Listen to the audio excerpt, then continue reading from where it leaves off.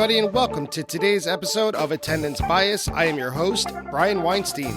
Today's guest is the founder of the Oceans of Osyrus message board, Damon Callisto. For today's conversation, Damon picked Phish's show from October 8th, 1995 at the Adams Fieldhouse at the University of Montana in Missoula. Now, this is a pretty unique pick for a number of reasons. Number one, it was played in 1995, and as I combed back through the attendance bias records, the only other show from that year was December 31st, 1995, the legendary New Year's Eve show, and yet the fact that so many fans cite it as their favorite year of Phish, I don't know, I was just surprised that no one else had picked a show from 95, so I was really glad that Damon chose it. Also, it's a show from Montana, and if you look up the statistics, Phish has played Montana just twice in their whole career. And Damon did a really great job melding the history of Montana and the culture of Montana with the show that was played at the Adams Fieldhouse in 1995. So I was thrilled to learn a little bit more background about the show and about the state. Something that really surprised me was the amount of bluegrass that Phish played in this show, and Damon is really wonderful at explaining how it made him feel throughout the entire show, because it felt like a hometown show, and you don't get to say that very often if you live in Montana. So let's join Damon to talk about one of the best message boards out there for Phish and Phish-related content, to hear about the history of Montana and Phish, and also to hear why Suspicious Minds should make a comeback as we talk about Phish's show from October 8th, 1995 at the Adams Fieldhouse at the University of Montana in Missoula. Damon, welcome to Attendance Bias. Thanks for being here. Thank you for having me, Brian. My pleasure. I'm excited to go over a lot with you today. We have a lot to talk about. We'll talk about the Oceans of Osyrus message board. We'll talk about Phish in 1995. And something I've never, ever talked about on this podcast to date, Montana and Phish's relationship with the state. Well, I'm excited about all of those things. Yeah, I'm sure. I am too. So before we get into anything Phish specific, let's talk about the Oceans of Osyrus, and not just Guela Papyrus lyric reference, but the message board that is currently up at oceansofosyrus.com. And for anyone listening that's interested, it's one word, Oceans of Osyrus. I discovered it years ago in like 2002, I think it was. It was right before it. At that time, it was called the Rhombus. It's evolved and changed a little bit over the years, and it's more than just a message board. So why don't you, as the founder of Oceans of Osyrus, give us a little bit of a history of it? So it started in the late 90s, really, with Emil Hadaya's tabulature site. So Emil started a guitar tabulature site in the late 90s called Emil's Guitar Tabs. And Jeff Goldberg, who's been on your podcast, who's also a member of that board, started a separate message board called the Rhombus, because the tabulature site really couldn't handle the amount of traffic they were getting, and we were getting more than 5 people talking about guitar tabs. They started talking about other things besides Phish too, just the world in general. So they started the Rhombus as a musician-based website discussion forum, mostly talking about guitar tabs, music theory, and things of the like, and Phish, but other bands too, Frank Zappa, whatever the musicians wanted to talk about. But we started to get more and more people who were just there for the conversation. And the conversation would spin off from music to politics to sports to whatever was going on. So after about a year, 2 years, we found that we had more members that were not music related, but were just Phish fans and wanted to talk about things. So the music part kind of started to die off. The discussion part kind of grew. And after 5 or 6 years of the Rhombus being online, Emil decided to shut it down because he was going in the medical field. He had a lot on his plate, and it got turned off. And I started Oceans of Osyrus as a place for the discussion to continue. So it was an outgrowing of the Rhombus, but it wasn't the same as the Rhombus. They were two very different sites. As the Rhombus started around music, and Oceans of Osyrus started really around discussion and the community of people who were left over from the Rhombus when it was shut off.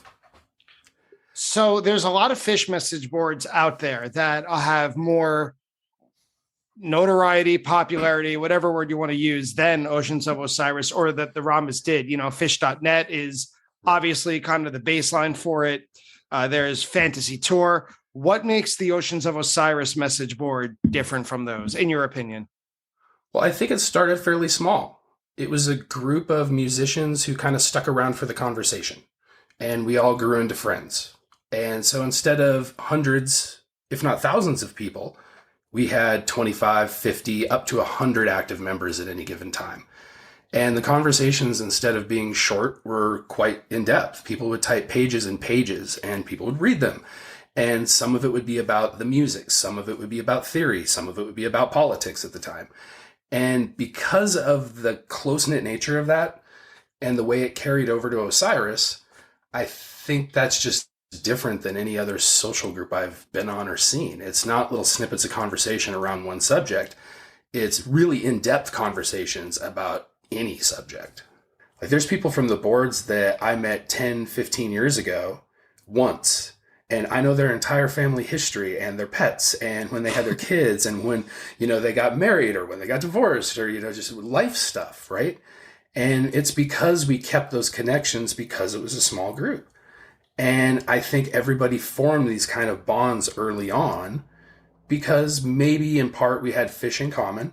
And we did have this one thing that we could all center around that was, like the sun. We're a bunch of planets and we're revolving around the sun that is Phish. But we're talking about all these other things out in the universe as well. And we're a small group, but always inviting to more people that were willing to sit there and talk about things for 5 hours, 10 hours, 8 hours, type paragraphs and read those paragraphs and then respond to them and treat it like a real in-depth intellectual discussion, as opposed to, here I'm going to fire off 5 minutes of what I think about this thing that I read real quick. And a lot of social media has devolved into very short attention spans.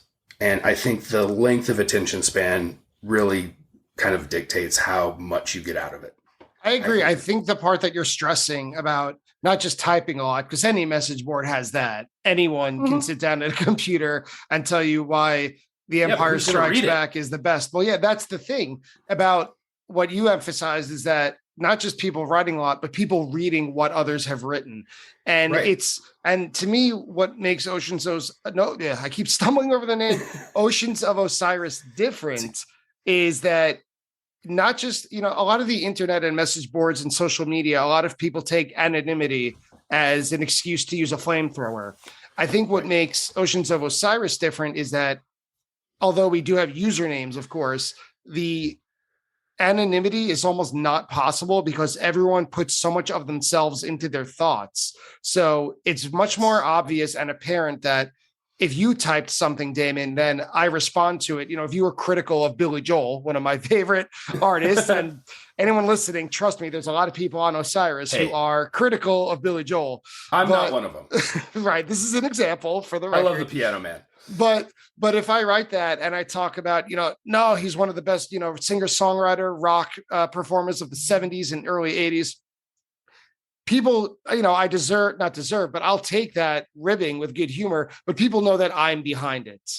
Right. It's not just a name. And the people typing it who are saying it, there's a level of familiarity at this point that I know they're ribbing me and not just taking it straight to the hole where on Phish.net, someone might say, kill yourself. And it's, and I have no idea. Of course, but people do it all the time. Go on Fantasy Tour for 10 seconds. I have no idea who those people. I don't know who those people are, and I never will. And I think that's what makes it different. Yes, yeah. And you can say the same for Facebook and Twitter and the big giants of social media.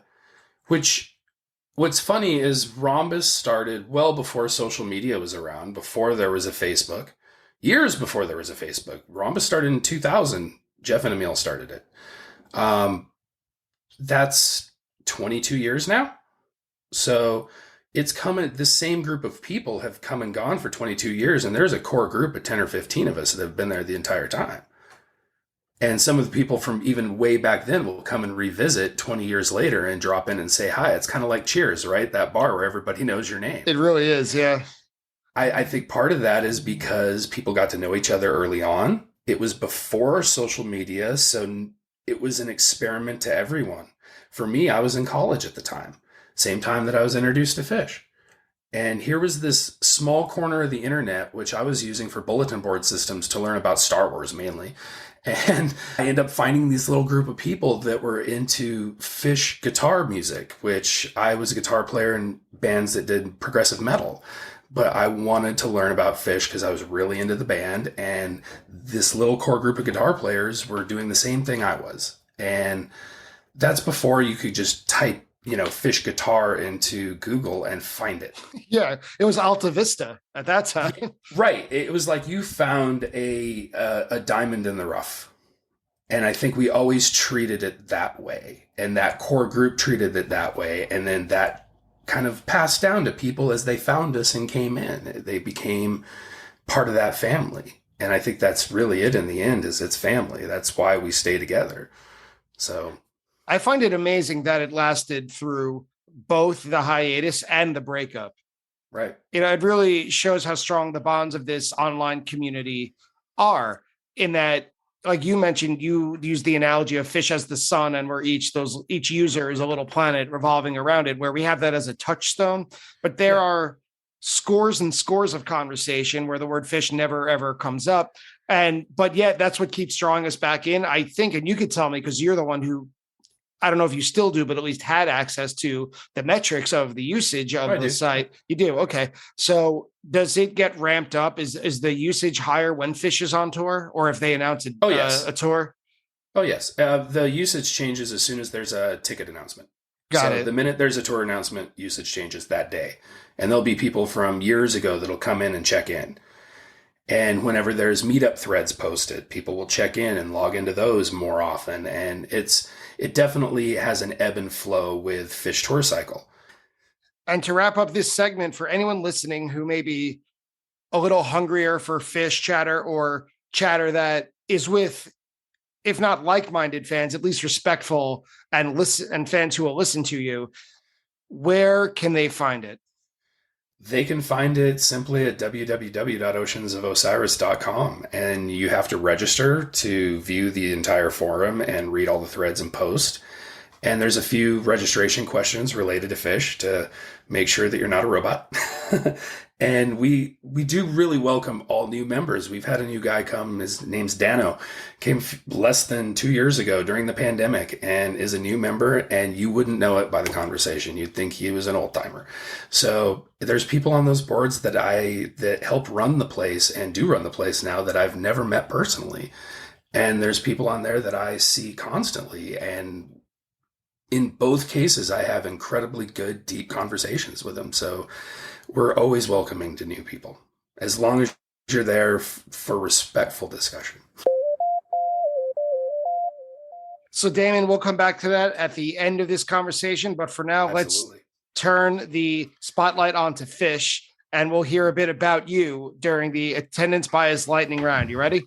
I am ready. Attendance bias lightning round. All right. So, Damon, when was your first Phish show?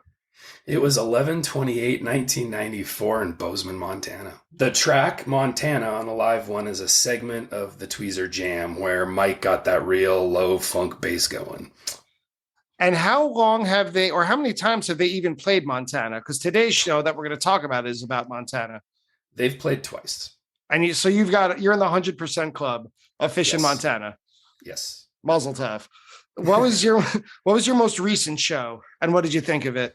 The Gorge 2016, so it's been a while. And I loved it. I always loved Phish.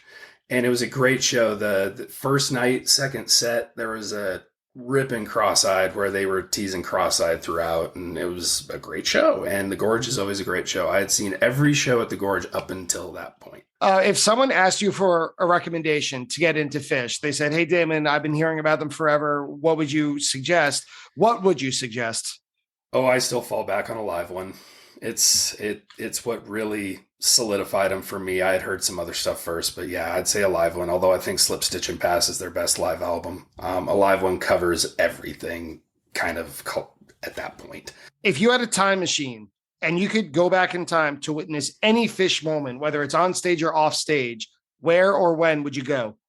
Oh, I'd like to go back to 87 in Ian's farm and hang out with the dogs.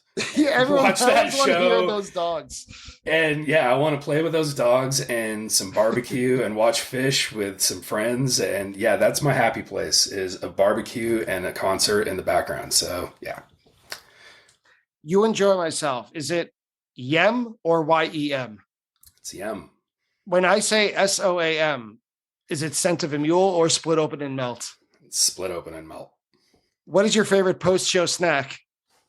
One beer and some mixed nuts, almonds, any trail mix, just, something quick and easy. How many claps in stash? There's 3. How do you pronounce the title of Phish's first studio album? Junta. And finally, what is the weirdest thing you've ever seen at a Phish show? So I like weird things. So a lot of stuff that I've seen that's weird, I'm cool with. So I don't think about that. But boy, Coventry was full of it. Yeah, I saw someone pulled out of the mud. I helped tow a car. I saw some friends that were hanging out in lawn chairs underwater, and a girl that wanted to be rescued from the group. So that's about as weird as it can get. When was this show played? So today's show is from October 8th, 1995 at the Adams Fieldhouse at the University of Montana in Missoula. And I did a little bit of research. I couldn't find too much about the Adams Fieldhouse. It looks pretty big. It looks pretty huge. And I went to college in Buffalo, where the big arena on campus where basketball is, and whenever they have concerts, it's called Alumni Arena. And it's pretty typical, what I imagine, for a college arena. What does Adams Fieldhouse look like on the inside? So this was Phish's second show in Montana. Oh, First okay. was in Bozeman, the year before in 94, which was That's my right. first show. You said that, yep. Yeah, that was my first show. And they remodeled what used to be called Harry Adams Fieldhouse. So at the time, it was Harry Adams Fieldhouse. And if you looked at pictures from the mid-90s, you would have seen what it looked like. And it's very different today.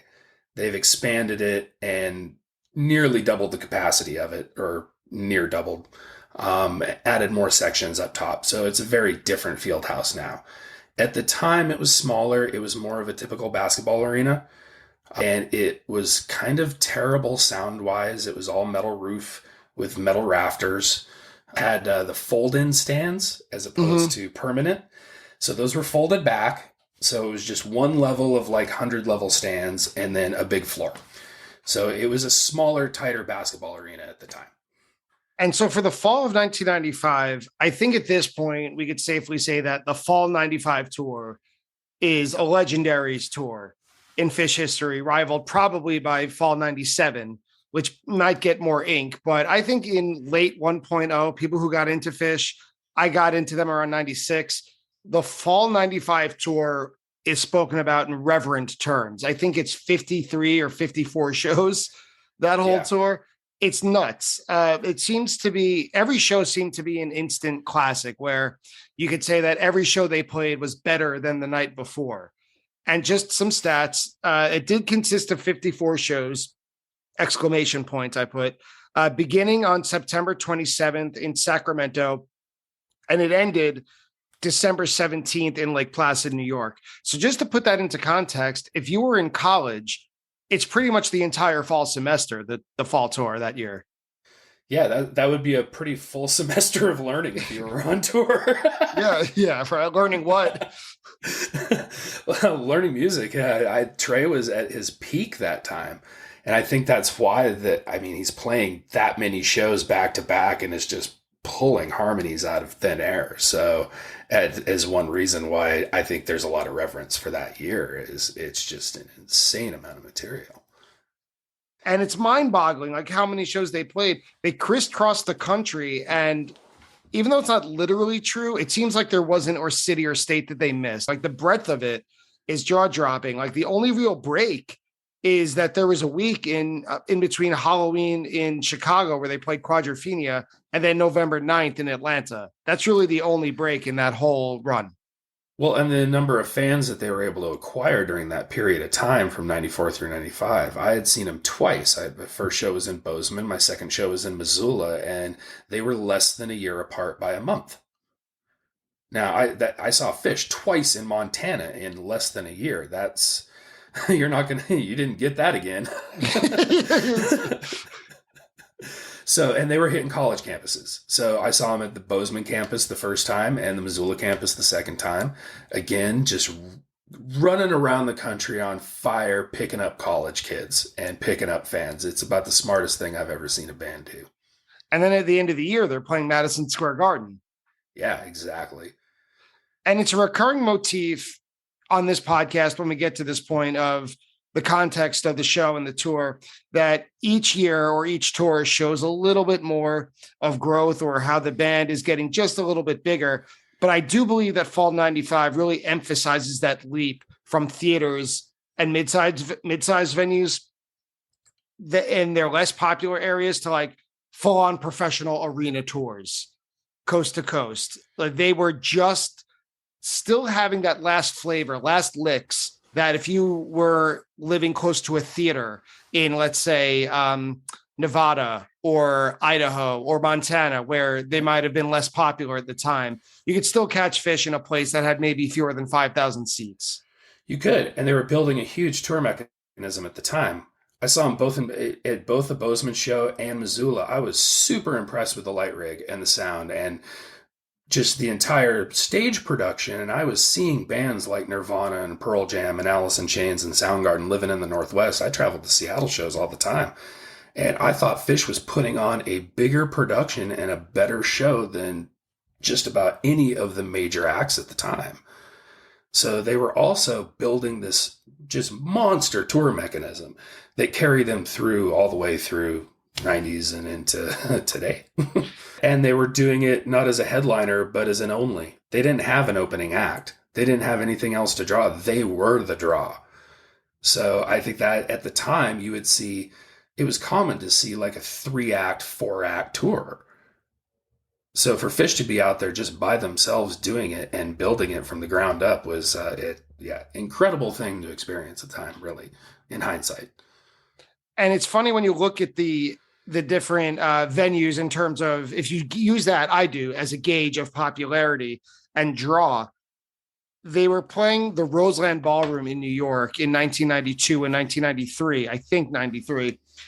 And now before this tour starts in 95, just 3 years later, it starts in Sacramento. They rented out the Oakland Coliseum for first tech rehearsals and then 2 live rehearsals before they started in Sacramento. And they weren't even that popular yet in California.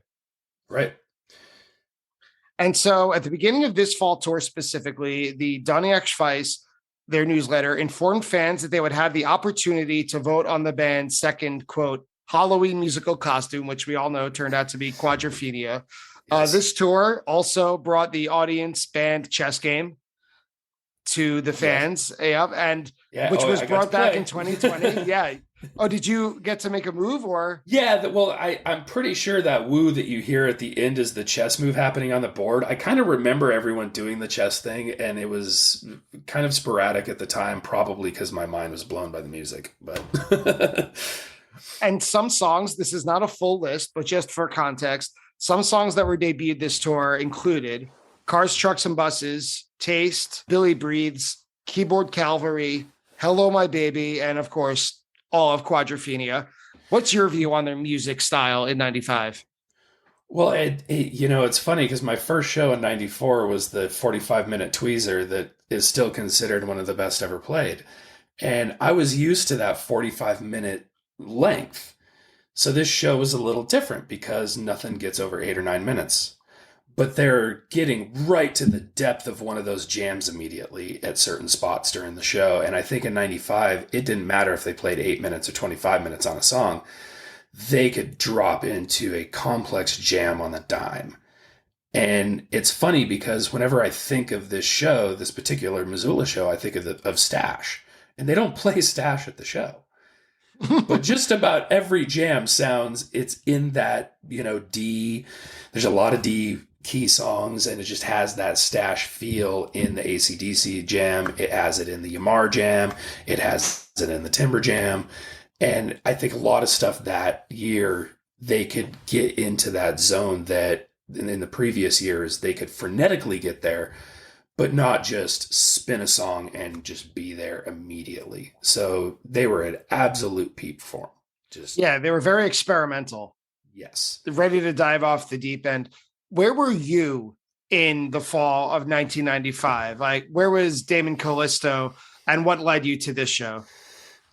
So long ago. So I was a sophomore in college in Missoula, Montana, University of Montana, studying photojournalism at the time, and which ended up being my career. I'm a photographer by trade.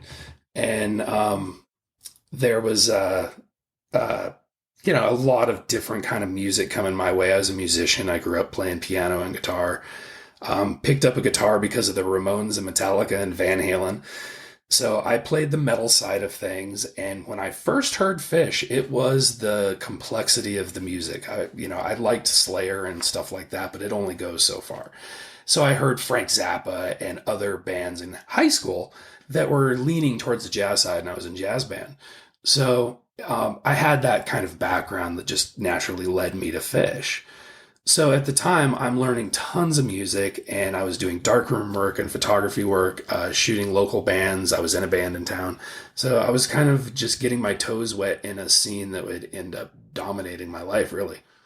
Well, what was different about the scene back in 1995? What do you remember about it compared to today, for example? Well, it was more eclectic. And honestly, in terms of fans, you mean? In terms of fans, yeah. It wasn't, I mean, it's eclectic today, don't get me wrong. And it always goes through periods that change. But there was kind of a change in 95. And I think a cloud over everything was Jerry dying that August. And I remember that show, everybody talking about Jerry, and everybody was just kind of focused on what had happened and the massive loss that had happened to not just, music, but the dead community in general. And there was a kind of a change in the band at the time. Most people, because they just didn't have as many fans following them. So there wasn't, this big, huge caravan of people going around the country with them. It was smaller, tighter knit. Everybody had notepads and cases of tapes and set lists. And I remember the geekery around the music just being epic. And that's really what drew me to him too. Both my first and second show, I was totally enthralled that there were tons of people there that had tapes they wanted to trade of previous shows. And I used to have to buy bootlegs for any band I wanted to listen to. Sure. A live show. And it was hard to get a live show. And the quality wasn't very good. And the quality wasn't good. And I knew the Grateful Dead had that. And I didn't know any other band had that. And Phish was starting to build that kind of same thing. And it was really neat. So I felt like it was just a smaller version of kind of what it is today, which I think made it feel more eclectic. Definitely more personable. You didn't feel like you were in this massive sea of, I know that at shows now you get out and it's like this sea of people and everybody's kind of like, oh, we're all sheep moving down this big crowd. And then it was just like, we're, 100 people leaving a show kind of thing. So it felt smaller, but the geekery around it, I was going to say the geekery around it really is kind of what just blew my mind, especially the number of people with notepads. I'd never seen that at a show. Well, at least one of them has been on my show. There you go. Oh, I know. I've seen him in shows before too at the Gorge. I was down front at the Gorge many years. So, why do you have attendance bias toward this show, October 8th, 1995? Oh, well, it's my second show. It's my hometown show. I lived just a few blocks from the venue, so I would say that's weighs heavy into it. It's not known as one of the best shows from 95. I've listened to it countless times because I was there. So I would say that just, that just gives you the attendance bias, how early it was in my Phish going career.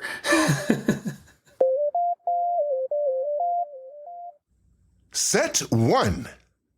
Set one opens with the opener, AC/DC Bag. And it actually sounds like a pretty big crowd, unless the recording on Phish.in is deceiving.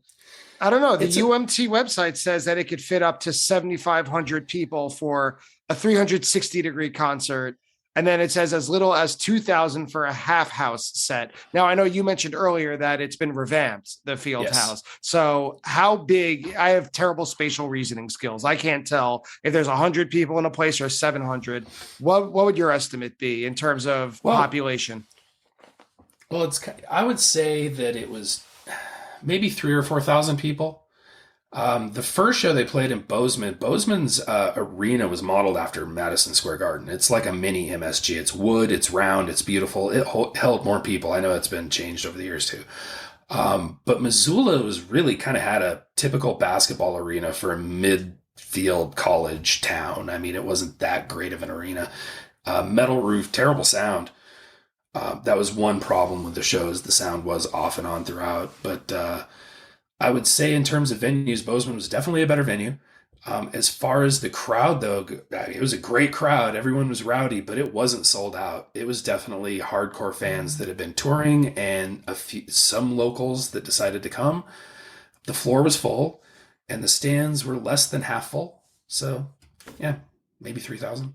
And this AC/DC bag, it's pretty peppy. I think another aspect of Phish that I maybe failed to mention in the context section was how fast their tempo in 1995 compared to today, especially, is very upbeat. They're not in a rush to get through any songs, but it's definitely a younger, faster, more hungry band. And this AC/DC bag, it's almost in double time compared to what we hear today. Otherwise, there's a big cheer at about 5 minutes and 15 seconds. I'm not sure what that is, but they switch to double time. And otherwise, I thought it was a pretty typical, meaning very good AC/DC bag for this era.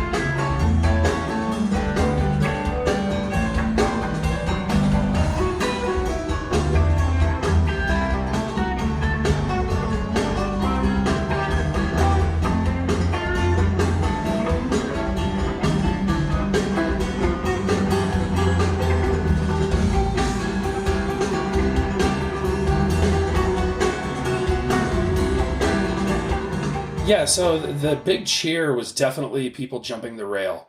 Oh, okay. As I was one of them. I at the same time I was working off and on for the school newspaper doing photography stuff with the UJ program, so I could go wherever I wanted in the venue. But it was very normal at that venue for people to jump the rail. There was never much security there. And I recall about half of the stands filling the floor. So I definitely know that cheer was the crowd jumping the rail. As far as the tempo goes, the whole set is kind of a bluegrass set, and I feel like Fishman's just leading the way. Yeah, and very much. He's young and he's playing fast, and it is a bit of a country backbeat kind of thing going on throughout the whole show, where it's just a boom, chicka boom, chicka boom, chicka boom, chicka, and I love that stuff. I grew up on that stuff, so. The tempo to me is kind of where I like my AC/DC bags, which is funny because the other one that's memorable is I was at the Boise show in '99, and that AC/DC bag is actually kind of dragging in terms of tempo. It's a very slow plodding, but an incredible jam. Total opposite of this. But yeah, I love the tempo of the show. After AC/DC bag, they pull out Demand, which, if I remember correctly, I did not write this down. I think it's only been played 18 times total in since it was debuted in Phish's career, and it's too bad it never caught on. I've heard it live once, but it's stuck in my DNA because I've listened to Hoist about 10,000 times. Yeah, and I loved their composed work. It was really another thing that drew me to them as a guitar player. And I had learned some of Demand because I thought it was Squirming Coil Part 2, I think. There's references to Squirming Coil in the lyrics, and it just felt like a song that I feel like it should have been played more. Like it's a natural progression and like something that can be used as a transition piece. If there is anyone out there listening, Demand is one I would want to hear today.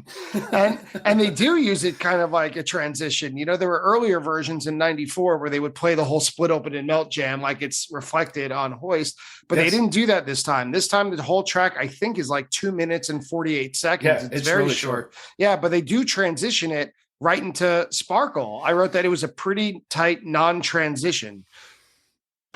Yeah, and it's Sparkle, which, you know, everybody's heard Sparkle a ton if they've been to a lot of shows. And both my first and second show, they played Sparkle, and it was the only repeat between Bozeman and Missoula. So as far as the two Montana shows are concerned, they're completely different set lists except this one song. And to this day, if I hear Sparkle, I throw down. I love that song. Well, it matches what you said before about that bluegrass tempo and the bluegrass feel. Sparkle, it's for all intents and purposes, it's a bluegrass song, even though Phish is not a traditional bluegrass band. Oh, yeah, and they were letting us know that it was going to be a bluegrass set that night because what followed was a lot of bluegrass. But before that was Wolfman's Brother, and two things stood out to me about Wolfman's Brother. Number one, like I just mentioned, it's quick tempo. You know, they haven't yet discovered the slow, funky Wolfmans, where Wolfmans became in '97 a vehicle for funk, and man, did it fit that role immediately. But it wasn't there. There was a quick tempo, and Trey, kind of like on the Hoist version, his vocals have almost excessive personality. Like when it says the Wolfman's Brother, it's like very there's a lot of him in it. Right, and it's almost like he thinks that this song is not as much a jam vehicle, but a vocal song. Like the arrangement on the album is kind of vocal heavy, and there's a vocal arrangement going on there. And here it's short, like a lot in the set, and they've kind of rushed through it. But for me at the time, Hoist was one of those albums that just didn't land as heavy as, say, Billy Breathes. We were still listening to it, still kind of digesting it, and it kind of seemed like it was a little poppier and a little shorter, and I wanted more composed stuff, and I wanted more, you know, mazes and It's Ices and Yems and stuff like that. Well, so that's something I noticed about this show. I'm sorry to interrupt. Oh, no, go ahead. I noticed about this show. By the end of the first set, I was listening to it, and I'm a victim of this, of listening to it retrospectively, in that I listen to it through the lens of more modern Phish. And so I become very judgy in a sense, where I said, oh, well, Wolfman's Brother, you know, it's tough to remember that the song was new back then, because now when I hear the beginning of Wolfman's Brother, I normally say, all right, so here's 9 minutes of the first set. Right, of course. And that's not the case. And that's not, but that's not the case here. It's a 4 minute or literally 4 minutes and 41 second pop song. Right, exactly. Which, given the newness of it, but I really think what it developed into in '97 is where the song should live. You know, I much prefer those versions. It's not like I'm going to go back to 95 and look for a short version of Wolfman's Brother. I'm going to look at 97, 98, or, you know, 2015 or 16 or whatever, right? After Wolfman's Brother is the first big jam of the set, maybe the only really big jam of the set, in Reba. And when I saw this on the set list, because I had not previously heard this show before, I got really excited, because not that Phish was ever slow in '95, but they were supercharged, and they were going to get to that big arena rock default setting soon enough, but they are still at that. They had enough of their young selves in there to kind of like walk that tightrope of the Reba composed section. And they nailed this. Oh, yeah, absolutely. And at the time, the composed stuff is really where my focus was personally. So in the last year, I had been digesting Phish's music since seeing him in Bozeman. And it's really kind of what sucked me into the band was stuff like Divided Sky and Yem and Reba. And, you know, this show is kind of full of it. We got, you know, Reba and Yem and David Bowie. Reba's one of those songs where he can take the dynamics to a place where it's just quiet as you can hear a pin drop in the room.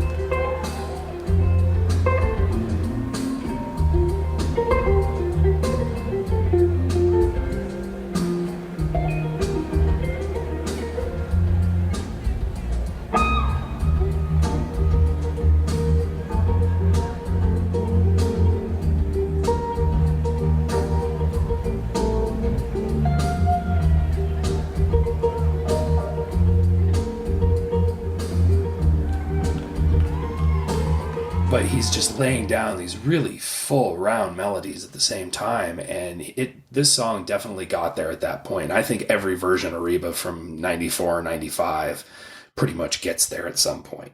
It was their kind of go-to, like, we're going to make beautiful music for, for this period of time. Right. And so they played the composed part enough where they got through it just perfectly. And yeah, what can you say? It's a beautiful song. Yeah, toward the end of the jam really, really struck me on a very emotional level. I wrote down at about 10 minutes and 45 seconds, Trey switches over to a different guitar effect. And it was at this point I wish that I had your vocabulary, because he used this effect all the time in this era, but I don't know what it's called. So maybe during the fact check, you could give me a little bit of a tip when I get there.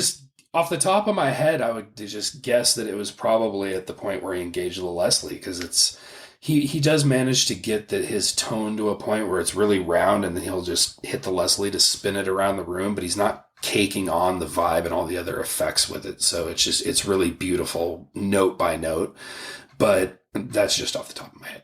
That sounds right.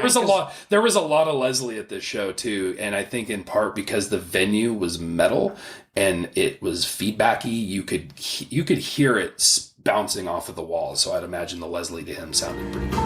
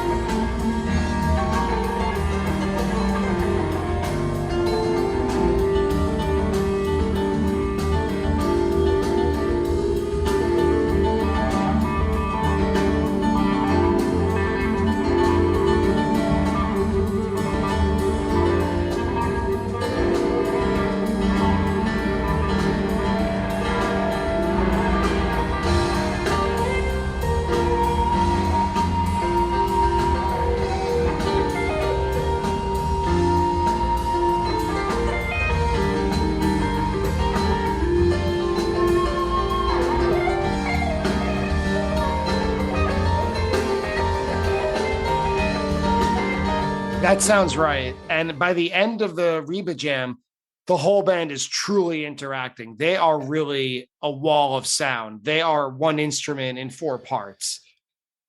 Oh yeah, absolutely. And re-listening to it, because I've heard this version so many times, and I've heard how many thousands of Rebas have we all heard, right? Right. And I still, it's a version that I can recall note for note. As soon as I listened to it again, it had been a few years since I listened to it, but it's like, oh yeah, I remember this one instantly. I'm like that with songs from my first show. Yeah. I'm sure a lot of people are with the Clifford Ball one. It's one you hear it. Same with the It's Ice from Clifford Ball. You hear that jam and you just know it. This is one of those for me, and I think it's because it was that good at that point in time. I think they could make almost any version that memorable for someone who was there, who had a little bit of attendance bias toward the show.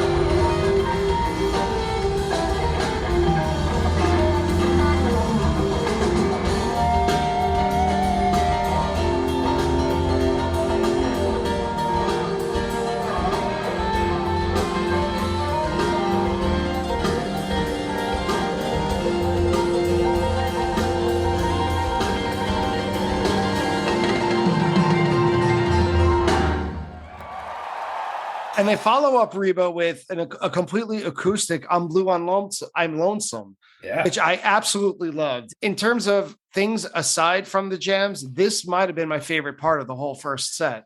Sure. It's so soulful.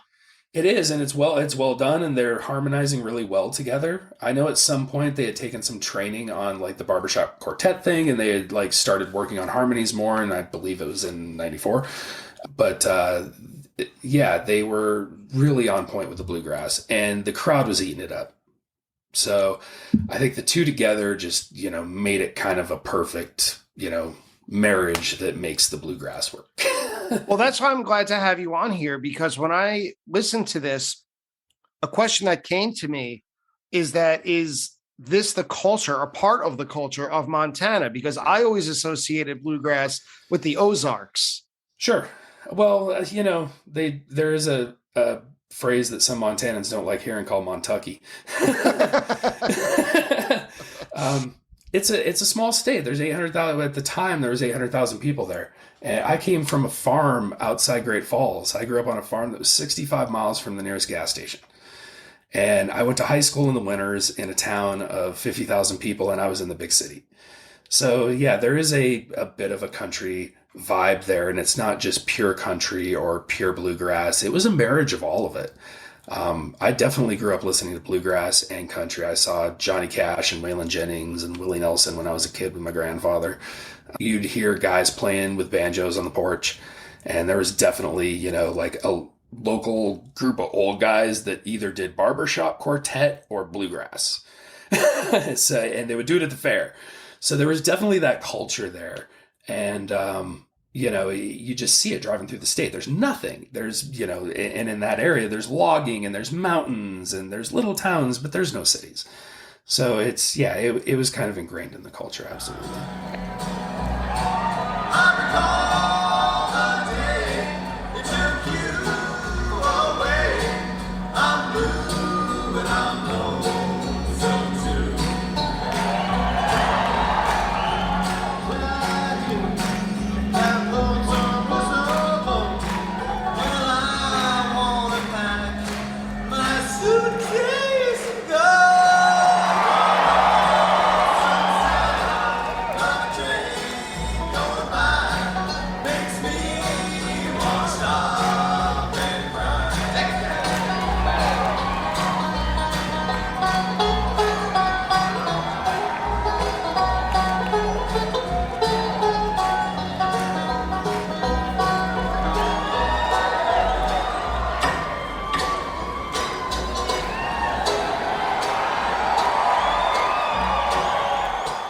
And yet here you are listening to metal and Pearl Jam.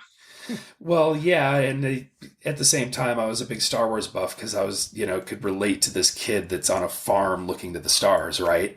And I was always into what was different, and metal was different, and it was complicated. And I learned piano when I was young and learned how to put notes together. And I was like, well, this music's really putting a lot of notes together well. And when I first heard Metallica in fourth grade, I made a comparison to like a composed Bach piece I heard. So I think my head was just in the right space for it.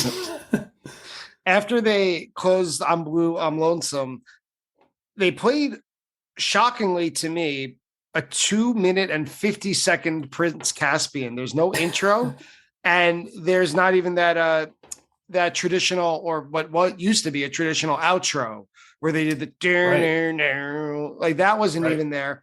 It's barely a song.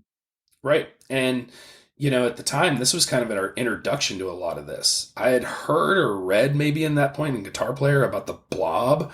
Like there was this, piece of music out there being created that was going to end up becoming an album, which, eventually was the songs that became Billy Breathe. So this was an introduction to a lot of this. And at the time, I didn't know if it was a song or if it was something new or what it really was. But it was short. And I think that given the feedback that he was getting at various points in the show, he might have been having issues with his rig. So they kind of got through it quick.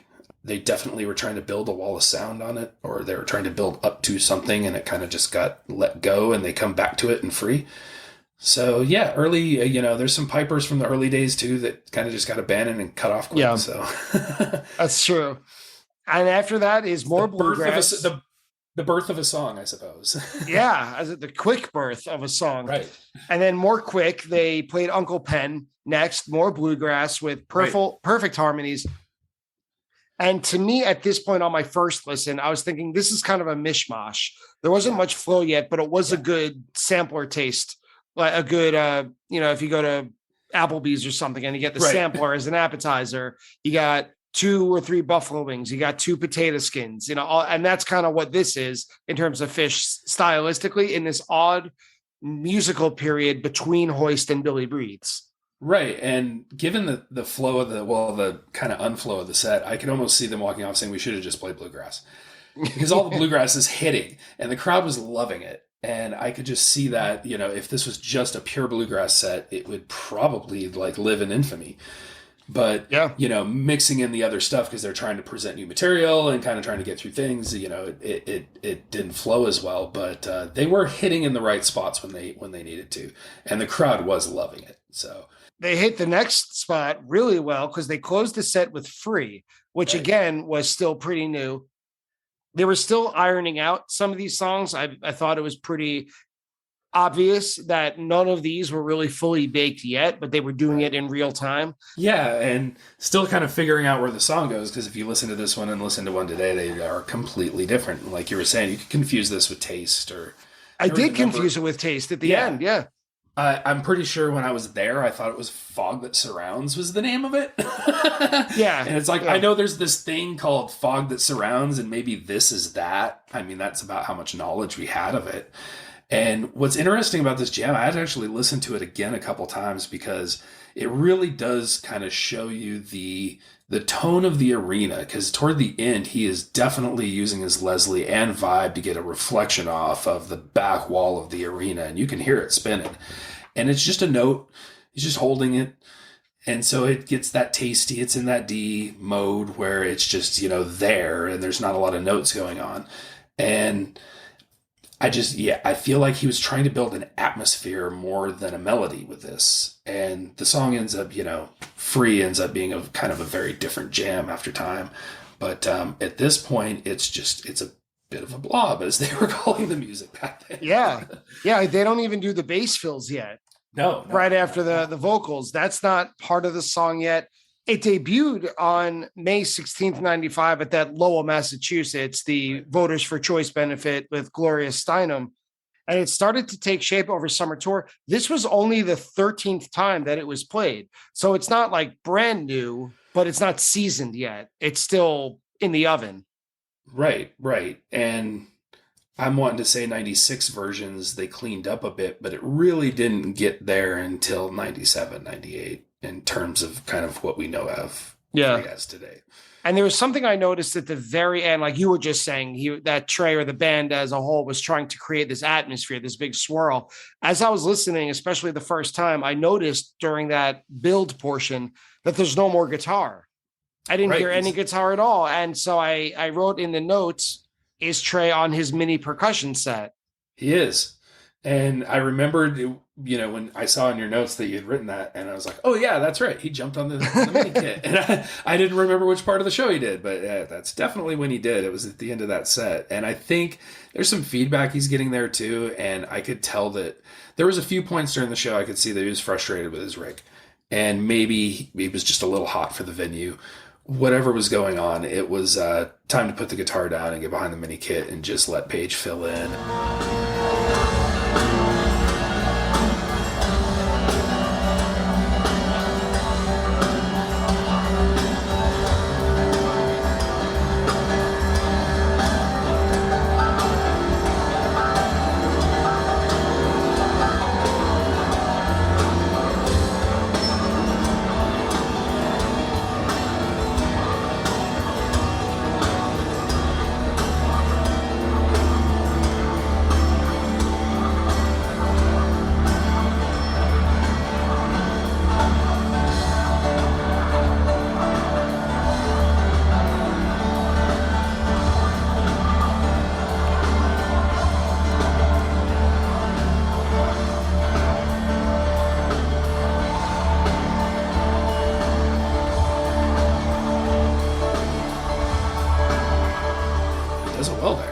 And the crowd loved it. I remember thinking, oh man, these guys are multi-instrumentalists, right? Like this guy who I've studied for the last year on guitar can play drums just as well. He can just fill in on a dime. So I thought it was impressive. Set 2. And the second set is more, I don't know about traditional, but it's closer to what I would expect from a quote unquote Phish set in terms of looking through the lens of 2022, in that there's a bit more flow, just as much variety. But my favorite part of it, and I guess this is a spoiler alert for anyone listening who hasn't heard the show yet, is that the set opens and closes with keyboard cavalry. Yes. I love that. Yeah, it's really cool. And at the time I was like, do they do this at every show? Is this a new thing? Because, you know, at your first show, you're just so in awe of all of it. You don't remember certain parts. And I had a rough tape. The Bozeman show is not taped completely. That's why it was so great to get the release recently of it, because there was a tape flip during the tweezer. So a lot of people would just have the second set tape after the flip, and they wouldn't have the beginning of the show. And I think that's all I had that first year. So it was just the second half of the tweezer and the second half of the second set. So, yeah, it's, you know, you're used to these big, you know, jam vehicles during their second set. And at the same time, I didn't know how the show really began and ended enough to not know that keyboard cavalry wasn't something they did every night. Maybe they should bring that back too. Well, they did once at Dick's recently, right. But that's about it. And that was just to fulfill a set list game. And Walfredo's kind of similar too, where it's everybody's rotating instruments, so they're like on something different. In this case, they're all, you know, doing the keyboard, but it kind of just shows off the multi-instrumentalist aspect because they all have it. I mean, we all know Mike can play guitar and can play drums, and I'm sure he can pound out some keys too. I mean, he played keyboard at Halloween 2010 when they did Waiting for Columbus. Mike played piano on Willin'. Right. So at this point in their career, I mean, they can do anything, and we know that. But back then, it was kind of revelatory. You know, you would go and see these bands, and I had seen Nirvana and Pearl Jam and stuff, and it's like, yeah, they're a 3-piece band or a 5-piece band, but you would never see, you know, Kurt go and play drums, or Mike McCready and Pearl Jam going like, I'm gonna get behind the kit. That was just not a thing that happened in music at the time. So again, it was just showing you something that was just hadn't seen before. And it was smart to open with keyboard cavalry, because not only is it kind of a, like you just mentioned, you didn't use this word, but kind of a gag that all 4 band members are on the same instrument. But it, not only that, but the song, it's visually a gag as much as it is the performance of the song itself, because there's 4 grown men back to back in a square of keyboards. I like to think of it as showmanship. Less than gags. You know, it's like putting on a show, and I appreciate a good show, and I did then and I still do now. So yeah, it's adding an element that is a bit of a visual and a bit of showmanship. And they went right into Cars, Trucks, and Buses, which I thought was pretty smart, because Page starts that song and the other band members have to get back to their respective instruments. So it's practical. Perfect song. Yeah, perfect song, because it has the intro anyway, where he's just, you know, doon, doon, doon, doon, and he sits on it for a while. So it's a little bit longer than your normal Cars and Trucks and Buses, because he has to sit there while they get set up. But it's also, you know, like they had played it the night before our previous show in Spokane. And I don't know how many shows they were into this tour at this point, but you pointed out how much road space they had to cover. So the drive between Spokane and Missoula can be, it's a lot of passes in small towns. So I'm sure you're seeing a lot of cars, trucks, and buses along the way. So it's funny to hear that song, because I feel like it is a reference to the driving along the long highways coming into Montana. Well, and I grew up on all those, you know, big highway in Montana. It's, you know, 200-300 miles between towns. And after that was Timber Ho, which is a classic old tune after newer ones. It's fun right away that Trey is jamming. He's very straightforward in this solo, in this jam. And I usually get very eccentric and hyperbolic in my notes. My note says, I like it a lot. It's kind of like Funky Bitch, where it just kind of rips and you like it a lot, and it's just great. First time I'd heard it live, obviously, and you know, it's funny to me because when I hear this and think of it, two things pop to mind is the set is kind of a Missoula set because it's a timber town. Missoula's, especially at that point, it was a logging town, and there was two big logging mills at the ends of each town that pump nasty smoke into the air. So you could smell it. Definitely in October, Missoula had a smell to it that was the smell of a logging town, pulp mills. And there was tons of timber as you come into town piled up on the sides of the roads. So I'm sure I wouldn't be surprised if that played into them, drawing it down on the set list. But also the reference to Jerry. Right, Jerry the Mule, yeah. You don't think about that today, but every time I heard the word Jerry, it's like it kind of hit you. And the crowd kind of had that look on their face, like, yeah, Jerry. Because, it was only a few months later, and that song hit different that fall for that specific reason. And the jam was rocking. Like I said, it was more like a funky bitch or just, great jam. Yamar comes up next, and it's I had this thought listening to it, in that it's, when I think of 95, like I mentioned earlier, I think of big, long You Enjoy Myself. So I usually associate long tweezers and You Enjoy Myself and David Bowie in 1995. And this Yamar is not only, but it's 8 minutes and 20 seconds. And this set so far is largely going against my memory of 1995. Yeah, and it's not typical for 95, and the previous show in Montana had that huge 45-minute tweezer, so it's kind of the antithesis of that show. It did feel like they were getting a lot of songs in, which I kind of liked because I didn't get as many in my first shows, and they were covering a lot that I wanted to hear. But the Yamar isn't your typical islandy vibe Yamar. Most of the Yamars I've heard were at the Gorge, which are very reggae influenced. Outdoors. Yamars. Yeah. And this one kind of gets out there. It's one I would actually recommend to people to listen to just for that. It's not your typical Yamar. For sure. I mean, there's a usual organ solo from Page, which is what we've come to expect. But after that, there is a very beautiful, fluid, slick guitar solo from Trey. Yeah.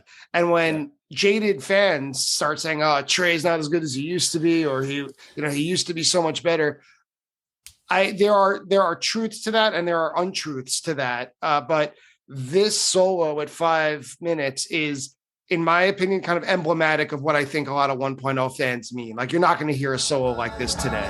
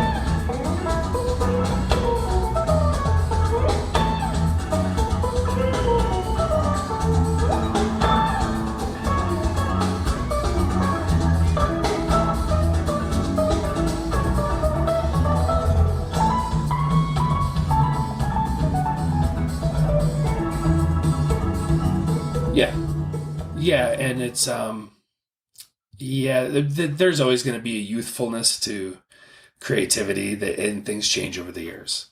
And you follow Yamar when it comes up on a set list for now. I mean, they have so much muscle memory on that song. Yeah. And I don't think they had it there at this point. And he's just going into a place that he would never have gone in recent years on that song. But Fishman as well. Throughout this whole show, I felt like his drums sounded really good in the venue. In 95, they did. In 95, they did in general, but in this venue in particular, like I was saying, they were having sound issues off and on, and Trey was getting feedback. But Fishman's kit sounded amazing, and he's just bombing the toms during part of this jam, and it's just, Fishman's great as well. After Yamar, they followed that up with Sample in a Jar, and I was ready for this. 94 and 95 was the year, the time for Sample in a Jar. It's Phish's most, I think, radio-friendly song. I think it's got a wide open opportunity for Trey to just tear it up on the back end. Great vocal harmonies. And at about 3 minutes and 45 seconds, that's exactly what happened. It's not identical to the album solo, which I think is a fabulous studio Phish moment, but it's similar, and man, does it play live.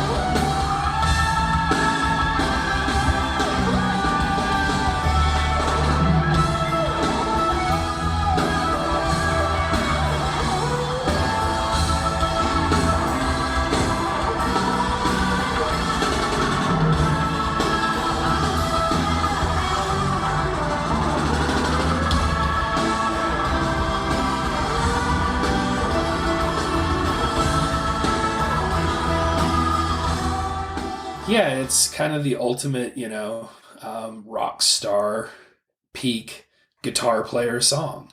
It's one to this day I enjoy playing myself. Just those chords are so fun to hit. Anybody who plays a guitar knows that Sample and Jar is a fun song to play. And I'm sure Trey gets a kick out of it every time still today. But back then, that was getting the crowd to peak, roar for Phish instantly. It's like you just get to the solo and boom, the crowd explodes. And right in the meat of the second set, right on cue, comes You Enjoy Myself. Absolutely.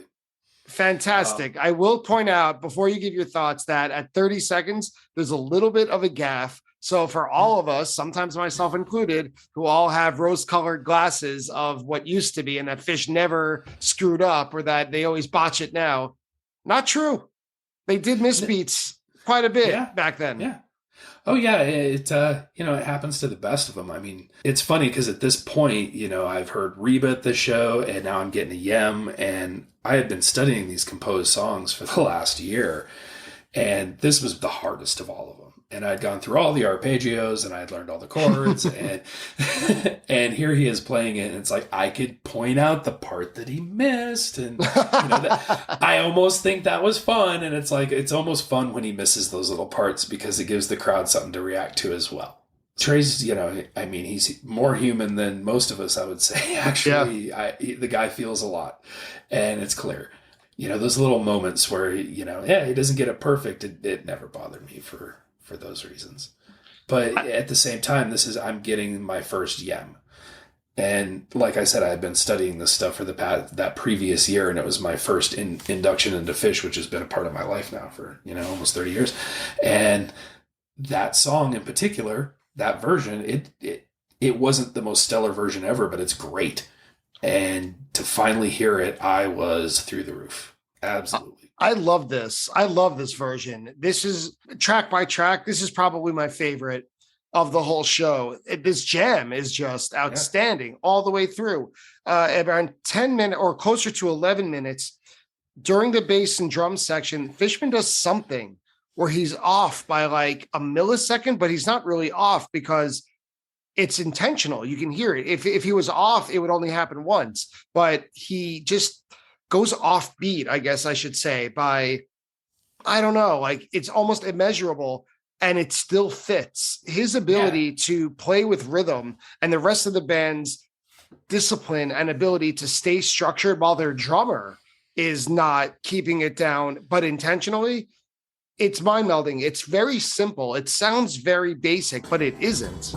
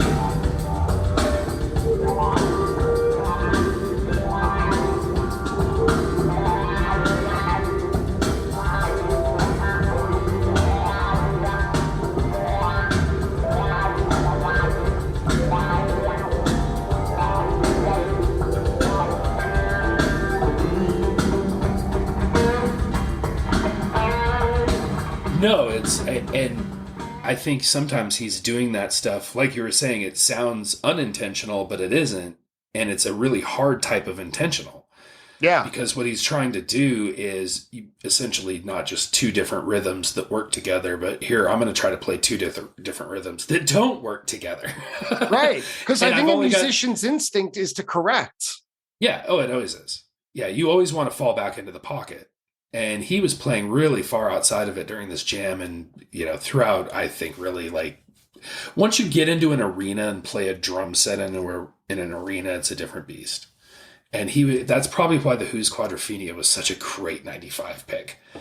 Because here you have Fishman in peak form filling in for the Keith Moon part, and he can bomb those toms and he can do those parts, which are, as you know, as a drummer, those are really big shoes to fill. Yeah, the biggest, in my opinion. The biggest. So he's working up to that.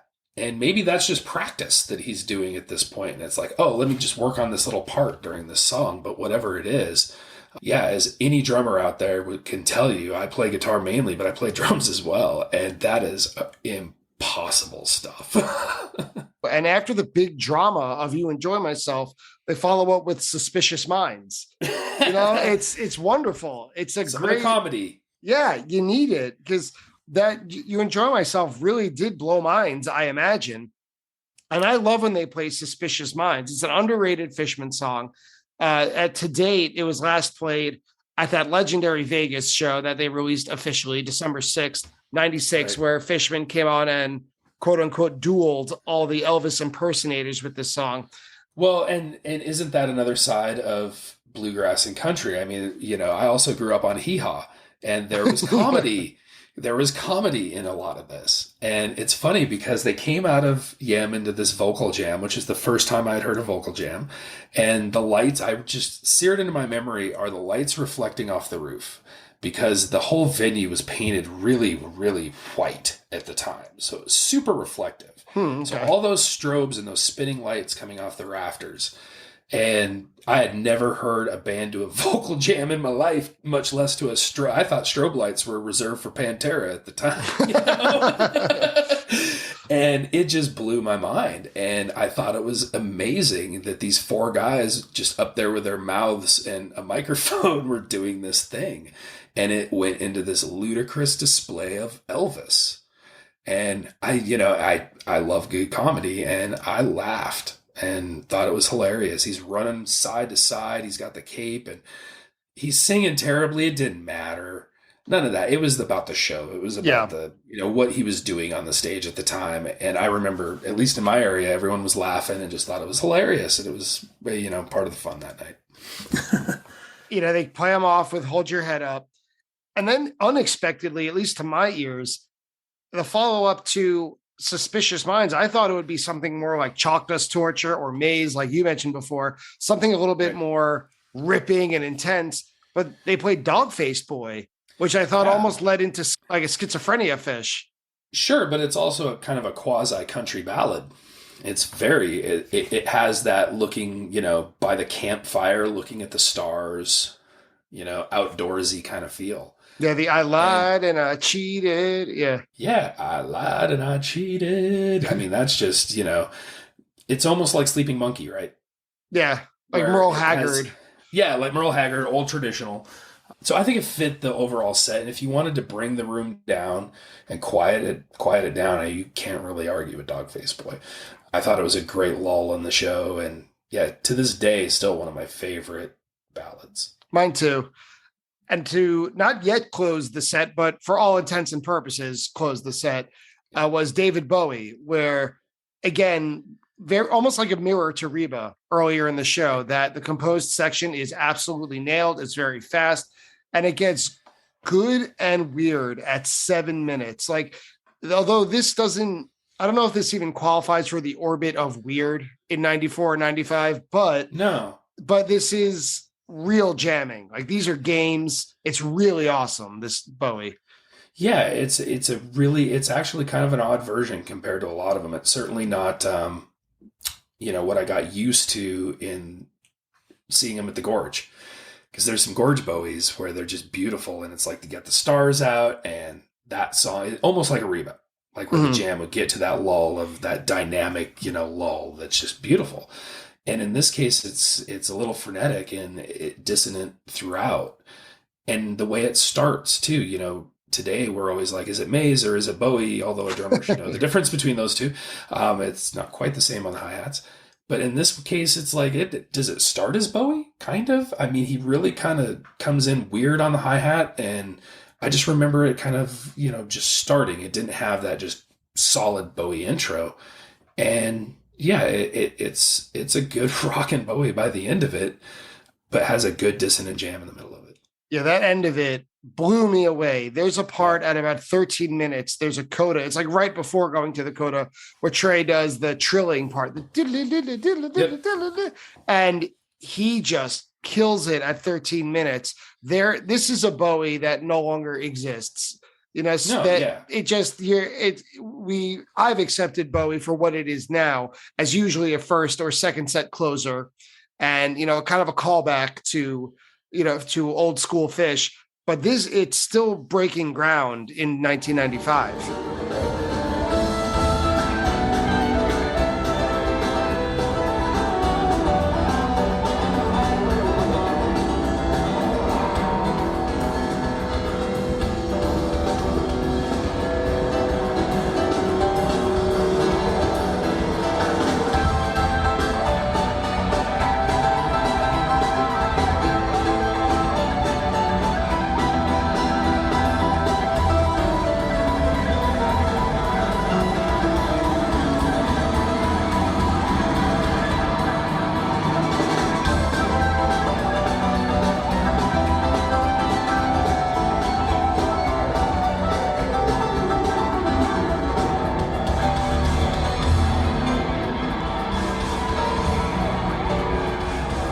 Yeah, and it kind of ended up going in a different place, like a lot of songs did as the years went on. And in this particular moment in time, it was breaking ground in kind of unique versions, I would say.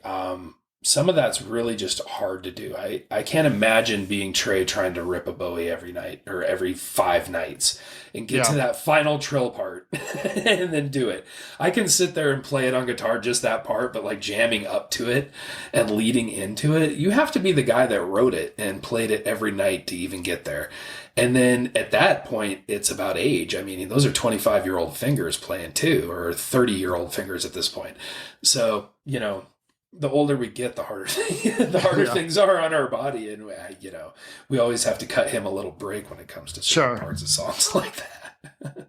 And the official close to the set is another bookend, Keyboard Cavalry. They open the set with it. They close it with it, which is very sweet. I thought when you talked earlier, you bettered my word that I used the word gag. You were more accurate, I would say, using the word showmanship. And that's what this is too. Yeah, and I think they were at that point in their career where they were really trying to get new fans. They knew that they had a big audience that was coming to their shows that had never seen them before. And they knew that to grow as a touring vehicle and to grow into the space, they needed to put on a good show. And they were putting on a show that was kind of specific to each region they went to. In this case, you got bluegrass, and it's a bluegrass heavy region. Montana always has been and always will be. Shout out to the Little Smokies in Missoula, still playing there and still killing it. And it's just one of those things where I think that they were very cognizant of where they were playing and the time they were playing and making smart decisions. And it shows, because here they are still today doing it. And I don't think any of us doubt that they won't be doing it for as long as they can. So I agree, and I hope so. I agree, but I hope so as well. The encore, as long as they can. Yeah, as long as they can, I will too. Bouncing Around the Room is the first song off the encore, which I love it. As opposed to thousands of fans in the 90s, I don't get sick of Bouncing Around the Room. I have no animosity or vitriol toward it. And I'll even go a step further. Any show with Bouncing Around the Room and Sample in a Jar is a winner for me. I don't hate bubblegum Phish. Oh, absolutely. I mean, Bouncing Around the Room was, like I was saying, the go-to album for me was a live one. I think a lot of people that were listening in the mid-90s, a live one was their introduction to them too. And Bouncing was the first track. Yeah. So whenever you stuck that disc in your CD player, Bouncing was the first song you heard. So if there was such a thing as as a play count back then, which there wasn't, Right. Bouncin' was probably the most played track just because it was inherently the first song on the album. And it's a great tune. It's got a, African beat. It's got vocal harmonies, guitar harmonies. It's got it all. And yeah, it's a pop song and it's short, but it's a really great encapsulation of what Phish was all about at that time. So yeah, of course I loved hearing it. It's, like I said, probably my most listened to track that year. Yeah. And what would be more appropriate to close the whole show than another bluegrass song of Rocky Top? Oh, of course. And, that's granted that Rocky Top is about Tennessee, but not Montana. But like I said, we call it Montucky. So we had an affiliation with the South still.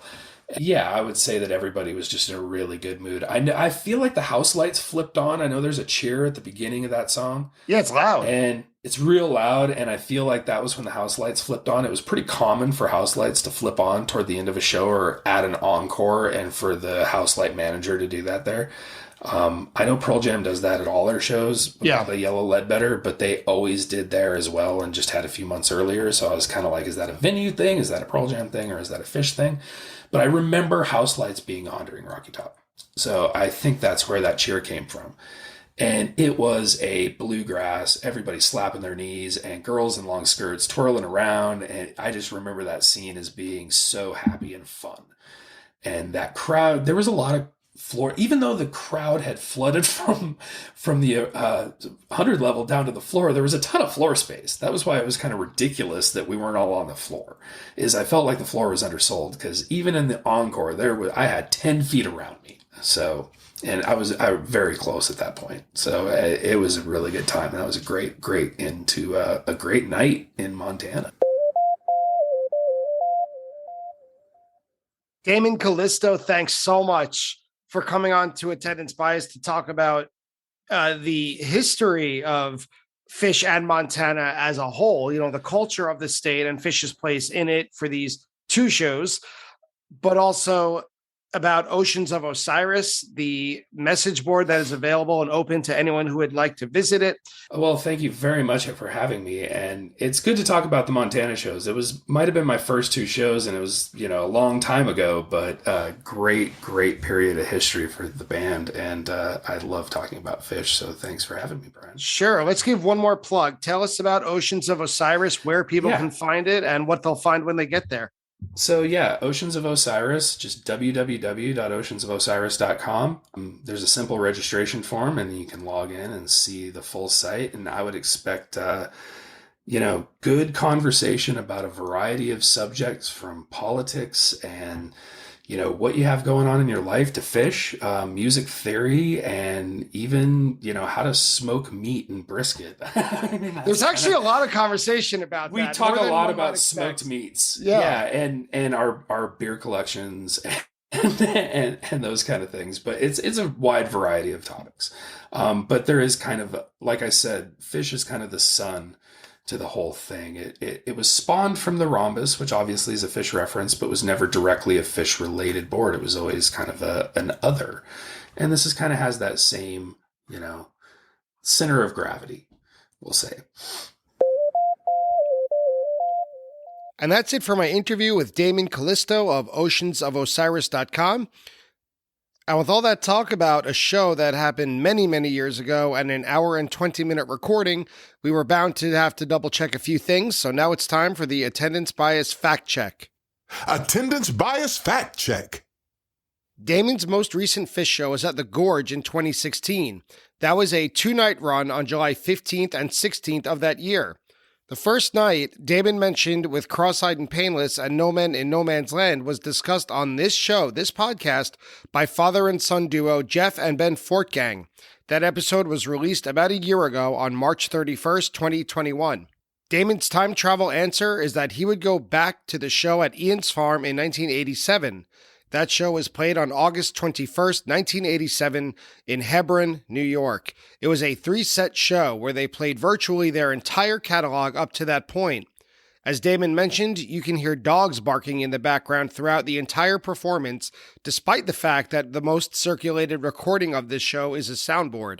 In reference to the presence of all these dogs, the band opened with Doglog, and the show overall is a must-listen for any Phish fan. When talking about Phish's popularity growth throughout the 1990s, I used Roseland Ballroom in New York City as a baseline for where they were in the early 90s in terms of popularity, but I couldn't remember what the last year they played there was. In the early 90s, Phish last played at the Roseland Ballroom on February 6, 1993. Of course, they also played a VH1 special there on May 23, 2000, but that was a special show as they were way too popular for the venue at that time. When talking about the tempo of AC/DC Bag, Damon mentions the slow tempo of the version from Boise. He is referring, of course, to Phish's show at the Pyramid in Boise, Idaho on September 14, 1999, recently released from Live Phish. The AC/DC Bag is one of the best ever played, known commonly as the Boise Bag. During the talk of Cars, Trucks, and Buses, Damon and I talked about the amount of road that the band had to cover on this tour and the fact that the song was played on back-to-back nights, today's show in Missoula and the previous show in Spokane, Washington. Damon suggested that the amount of time they spent on the road plus the distance between the two venues perhaps made it feel like they were not actually back-to-back shows. For the record, the distance between Spokane and Missoula is approximately 200 miles, and this show was the 10th of that tour. And that's it for today's episode. I'd like to thank Damon Callisto for joining me today. If you want to visit Oceans of Osyrus, it's one word, oceansofosyrus.com. I'd also like to thank Phish.net for their help with the fact check and Phish.in for the recording used in today's episode. If you enjoy Attendance Bias, please support the show by leaving a rating and a review of it on your favorite podcast app, and follow Attendance Bias on social media, mostly active on Instagram and Twitter. If you reach out and say hello, I'm happy to send you a free sticker. Thank you again for listening, and I'll see you next week on Attendance Bias.